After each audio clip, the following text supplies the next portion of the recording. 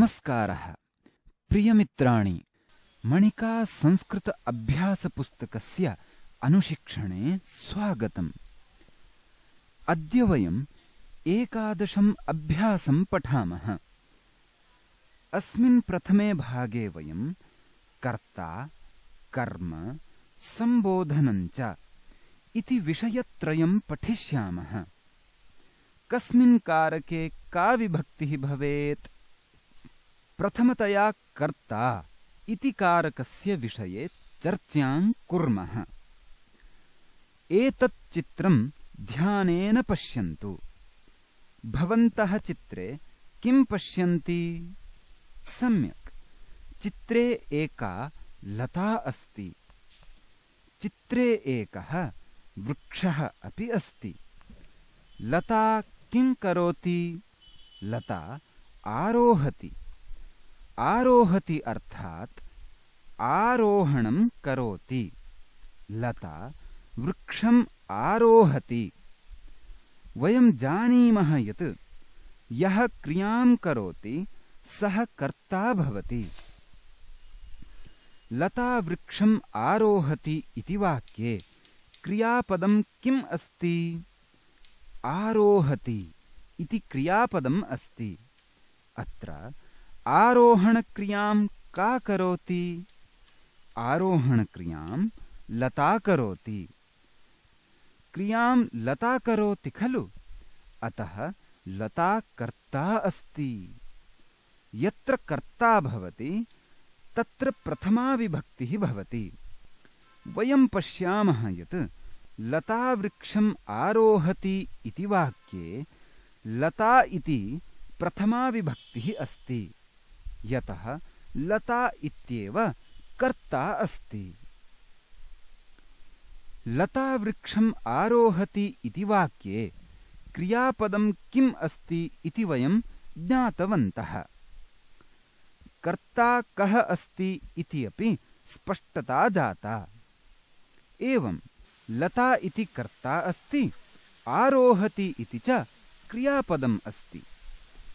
वाक्ये क्रियापदं कर्तृपदं च त्यक्त्वा तृतीयं पदं वयं किं पश्यामः? उत्तमं, तृतीयं पदम् अस्ति वृक्षम् इति। वृक्षम् इत्यत्र किं कारकम् अस्ति इति वक्तुं शक्नुवन्ति वा? उत्तमं, वृक्षम् इत्यत्र कर्मकारकम् अस्ति। अत्र कर्मकारकम् अस्ति इति भवन्तः कथं ज्ञातवन्तः? यतोहि अत्र द्वितीया विभक्तिः अस्ति। तर्हि किं यत्र यत्र द्वितीया विभक्तिः भवति तत्र सर्वत्र कर्मकारकं भवति वा? न तथा। अपितु कर्मणि अपि द्वितीया विभक्तिः भवति। एवं तर्हि लता वृक्षम् आरोहति इति वाक्ये वृक्षः कर्म अस्ति इति कथं ज्ञायते? तन्निमित्तं तु किं नाम कर्म इति अस्माभिः ज्ञातव्यं भवति। एतं नियमं ध्यानेन पश्यन्तु। कर्ता क्रियां कृत्वा यस्य वस्तुनः इच्छां करोति तत् वस्तु कर्म भवति। यथा लता इति कर्ता आरोहणक्रियां कृत्वा वृक्षस्य प्राप्तिं कर्तुम् इच्छति। अतः वृक्षः कर्म अस्ति। यत्र कर्म भवति तत्र वयं द्वितीयां विभक्तिं योजयामः। अधुना अधोलिखितं सम्भाषणं ध्यानेन शृण्वन्तु। ऋषभः सौरभं वदति। हे सौरभ, लता कम् आरोहति? सौरभः वदति, हे वृषभ, लता वृक्षम् आरोहति। एतस्मिन् वाक्यद्वये वयं पश्यामः यत् ऋषभः सौरभं प्रति प्रश्नं करोति। सौरभः तस्य प्रश्नस्य उत्तरं ददाति। वाक्यद्वये वयं पश्यामः यत् लता लता इति पदद्वयं तु कर्ता अस्ति। कं वृक्षम् इति पदद्वयं च कर्म अस्ति। आरोहति आरोहति इति द्वयं क्रियापदम् अस्ति। एतस्मिन् वाक्यद्वये हे सौरभ हे ऋषभ इति पदद्वयं किम् अस्ति इति जानन्ति वा? उत्तमम्। हे सौरभ हे ऋषभ इति सम्बोधनम् अस्ति। सम्बोधनम् अर्थात् कस्यचित् आह्वानम्। सम्बोधने अपि प्रथमा विभक्तिः एव भवति, परन्तु एकवचने विसर्गः न श्रूयते। द्विवचनस्य बहुवचनस्य च रूपाणि तु प्रथमा विभक्तिवत् एव भवन्ति। यथा हे सौरभ हे सौरभौ हे सौरभाः, हे ऋषभ हे ऋषभौ हे ऋषभाः इति। हे इति अव्ययं भवति। एतस्य प्रयोगः सम्बोधनस्य कृते भवति। कर्ता कर्म सम्बोधनम् इति विषयत्रयं वयं पठितवन्तः। अधुना चित्राणि दृष्ट्वा रिक्तस्थानानां पूर्तिं कुर्वन्तु। हरिः मणिं वदति। हे मणे गुरुः कौ पाठयति? मणिः वदति हे इत्यादि। हरिः मणेः सम्बोधनं कृत्वा प्रश्नं पृच्छति। हे मणे इति सम्बोधनपदम् अस्ति। गुरुः पाठनक्रियां करोति, अतः सः कर्ता अस्ति। कर्ता प्रथमायां विभक्तौ भवति, अतः गुरुः इत्यत्र अपि प्रथमा विभक्तिः अस्ति। कौ इति पदं कर्मपदं भवति। मणिः उत्तरं ददाति। हे हरे गुरुः बालकौ पाठयति। अत्र गुरुः पाठनक्रियां कृत्वा बालकयोः इच्छां करोति, अर्थात् बालकौ सम्यक्तया पठनं कुरुताम् इति गुरुः इच्छति। अतः अत्र बालकद्वयं कर्म अस्ति। कर्मणि द्वितीया विभक्तिः भवति इति वयं जानीमः। अतः गुरुः बालकौ पाठयति इति वाक्यं भवति। हे हरे इति तु सम्बोधनं भवति। यदि अकारान्तशब्दः भवति तर्हि तु विसर्गस्य एव लोपः भवति। यथा प्रथमा विभक्तौ रामः इति, सम्बोधन प्रथमा विभक्तौ राम इति भवति। इकारान्तशब्दानां व्यवस्था किञ्चित् भिन्ना भवति। अत्र प्रथमायां विभक्तौ हरिः इति भवति। सम्बोधने तु कार्यद्वयं कर्तव्यं भवति। एकं विसर्गस्य लोपः कर्तव्यः भवति। द्वितीयम् इकारस्य स्थाने एकारः करणीयः भवति। हरे इति सम्बोधनं भवति। अधुना अग्रिमं चित्रं दृष्ट्वा अधोलिखितं संवादं पठन्तु। विनीता ललितायाः कृते वदति, हे ललिते गुरुः के अध्यापयति? ललिता वदति, हे गुरुः इत्यादि। विनीता ललितायाः सम्बोधनं कृत्वा प्रश्नं पृच्छति। ललिता इति आकारान्त स्त्रीलिङ्गशब्दः अस्ति। तस्य सम्बोधने ललिते इति भवति। अन्यानि रूपाणि अत्रापि प्रथमा विभक्तिवत् एव भवन्ति। यथा ललिता ललिते ललिताः इति प्रथमा। ललिते ललिते ललिताः इति च सम्बोधनप्रथमा भवति। चित्रे वयं पश्यामः यत् द्वयोः बालिकयोः कृते गुरुः पाठयति। एते द्वे बालिके गुरोः शिष्ये स्तः। अतः रिक्तस्थानस्य पूर्तिम् एवं कुर्मः। हे विनीते, गुरुः शिष्ये अध्यापयति। अत्र शिष्ये इति कर्मपदम् अस्ति। गुरुः इति कर्ता अस्ति। अध्यापयति इति च क्रियापदम् अस्ति। इदानीम् अग्रिमं चित्रं पश्यन्तु। अधोलिखितं वाक्यद्वयं च पठन्तु।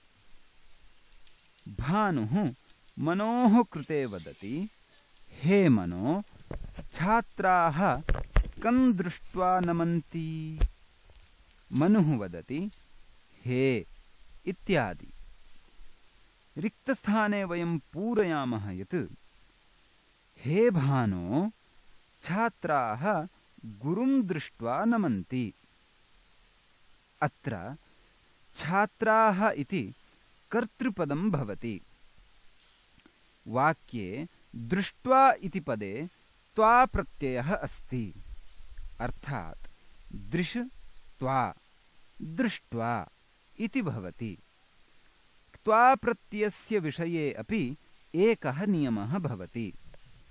सः नियमः भवति यत् यत्र त्वा प्रत्ययस्य योगः भवति तत्रापि द्वितीया विभक्तिः एव भवति। अतः गुरुम् इति पदे अपि द्वितीया विभक्तिः अस्ति। नमन्ति इति क्रियापदम् अस्ति। मनो भानो इति पदद्वयं तु सम्बोधनपदं भवति। मनुः भानुः इति एतादृशाः उकारान्तशब्दाः भवन्ति। अत्र सम्बोधने विसर्गस्य लोपः तु भवति एव, परन्तु उकारस्य स्थाने ओकारः अपि भवति। अतः मनो भानो इति एवं प्रकारेण सम्बोधनं भवति। अग्रिमं प्रश्नम् उत्तरं च पश्यन्तु। मालिनी नलिन्याः कृते वदति, हे नलिनी, त्वं विद्यालयं गच्छन्ती कं नमसि? नलिनी मालिन्याः कृते वदति, हे मालिनी, अहं विद्यालयं गच्छन्ती गुरुं नमामि।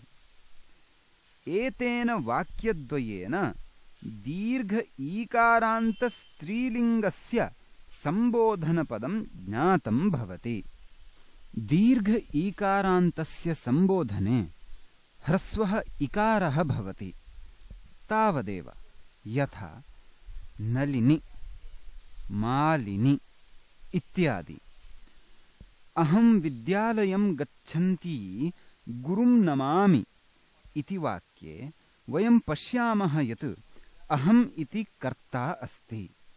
नमामि इति क्रियापदम् अस्ति। अस्मिन् वाक्ये कर्मपदद्वयम् अस्ति। विद्यालयम् इति गुरुम् इति च।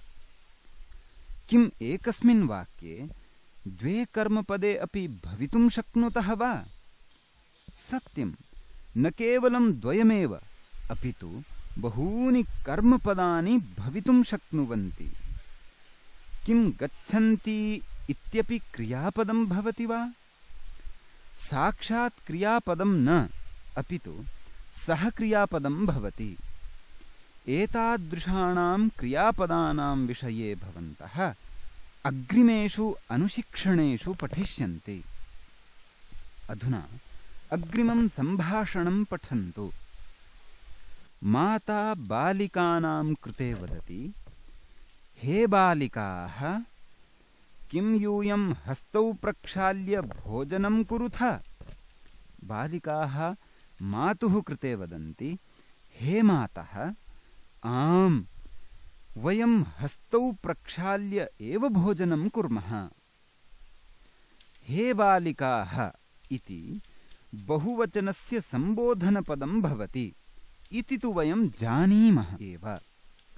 हे मातः इति अपि सम्बोधने एकवचनस्य रूपं भवति।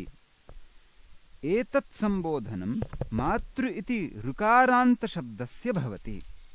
वयं हस्तौ प्रक्षाल्य भोजनं कुर्मः इति वाक्ये पश्यामः यत् वयम् इति कर्तृपदम् अस्ति, कुर्मः इति च क्रियापदम् अस्ति। अस्मिन् भोजनम् इति कर्मपदम् अस्ति। तर्हि प्रक्षाल्य इति पदं किम् अस्ति? प्रक्षाल्य इति तु अव्ययम् अस्ति। प्रक्षाल्य इति पदे ल्यप् प्रत्ययः अस्ति, अर्थात् प्रक्षाल्यप् प्रक्षाल्य इति भवति। ल्यप् प्रत्ययस्य विषये अपि एकः नियमः भवति। सः नियमः भवति यत् यत्र ल्यप् प्रत्ययस्य प्रयोगः भवति तत्र अपि द्वितीया विभक्तिः एव भवति। अतः हस्तौ इति पदे अपि द्वितीया विभक्तिः अस्ति।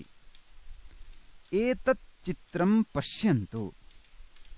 बालकाः कृषकं पृच्छन्ति, हे कृषक, त्वं कान् पालयितुम् इच्छसि? कृषकः वदति, हे बालकाः, अहं शशकान् पालयितुम् इच्छामि। अत्र वाक्ये कर्तृपदं किम् अस्ति?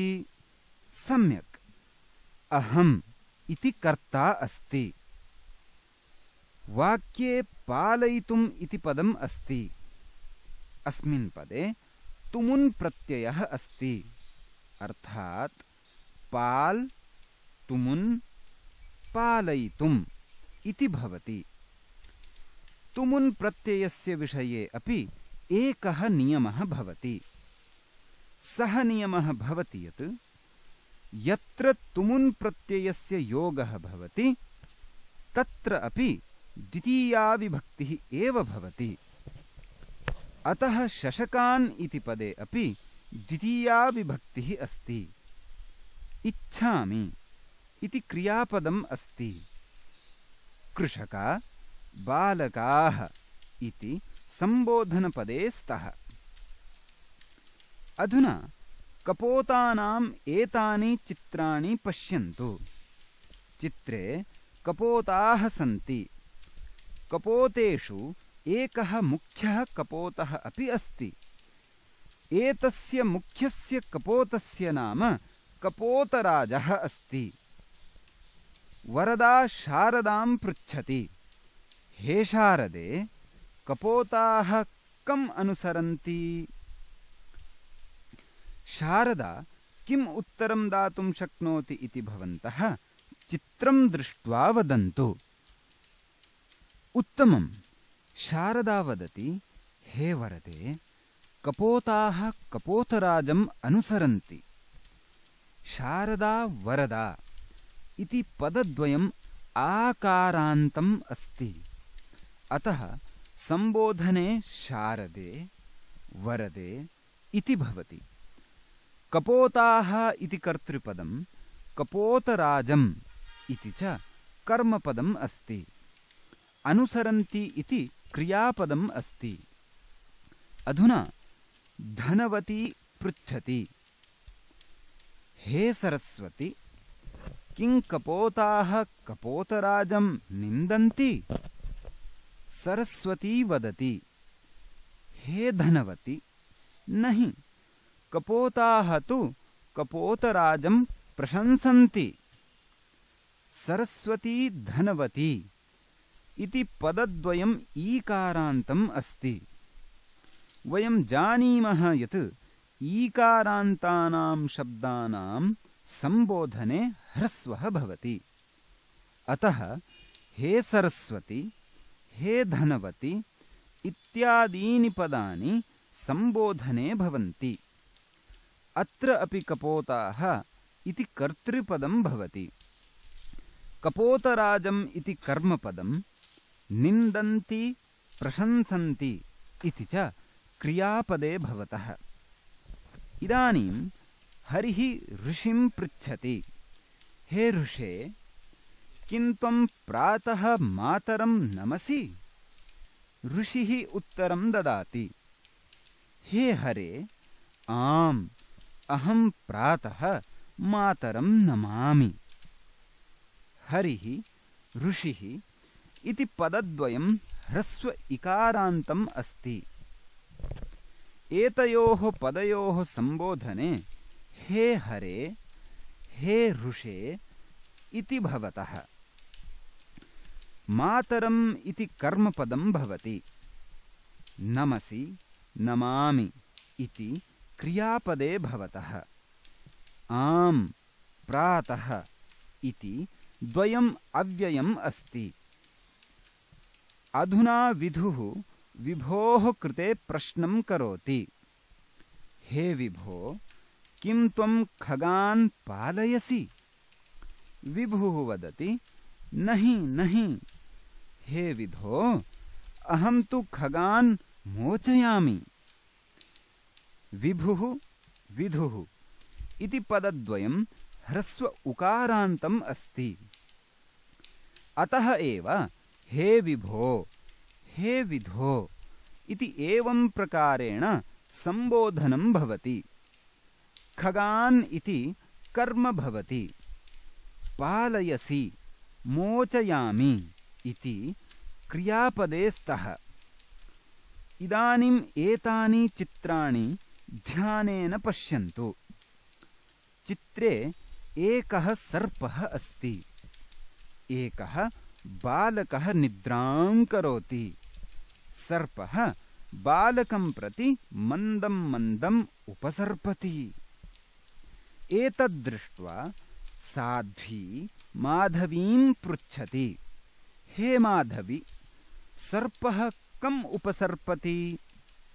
माधवी वदति, हे साध्वी, सर्पः बालकम् उपसर्पति। अत्र हे साध्वी, हे माधवी इति सम्बोधनपदे भवतः बालकम् इति कर्मपदं भवति। उपसर्पति इति च क्रियापदं भवति। साध्वी माधवीं पुनः पृच्छति यत्, हे माधवी, किं सर्पः बहून् बालकान् उपसर्पति? माधवी उत्तरं ददाति, हे साध्वी, नहि, सर्पः एकम् एव बालकम् उपसर्पति। अत्र द्वयोः वाक्ययोः कर्मद्वयम् अस्ति। प्रथमे वाक्ये बहून् बालकान् इति कर्मपदद्वयम् अस्ति। तथैव द्वितीये वाक्ये अपि एकं बालकम् इति पदद्वयं कर्म अस्ति। एवं प्रकारेण अस्मिन् प्रथमे भागे वयं सम्बोधनं, कर्ता, कर्म च इति विषयत्रयं पठितवन्तः। अग्रिमभागे पुनः एतेषामेव विषयाणाम् अभ्यासं करिष्यामः। पुनः मिलामः। धन्यवादः।